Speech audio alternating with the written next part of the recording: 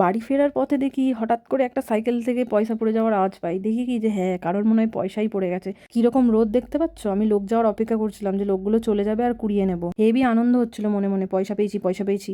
ব্যাস, আনন্দ বেরিয়ে গেছে। দেখো এবার, এটা কোনো পয়সাই না। কিরকম প্যাক খেলাম। কি একটা বাজে ব্যাপার হলো।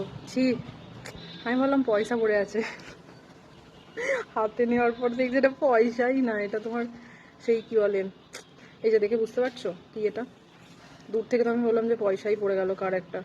আসছিলাম, বাড়ি ফিরছিলাম রাস্তা দিয়ে, একটা সাইকেলে দুটো ছেলে যাচ্ছিল, ওদের হাত থেকেই পড়লো।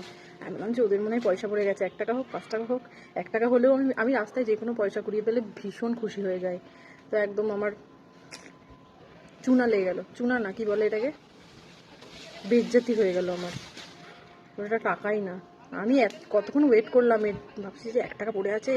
আমার সামনে দিয়ে অনেকগুলো লোক যাওয়া আসা করেছে, হ্যাঁ। আমি বললাম যে ওরা চলে যাক, তারপর টাকাটা তুলবো। তুলে দেখি এইটা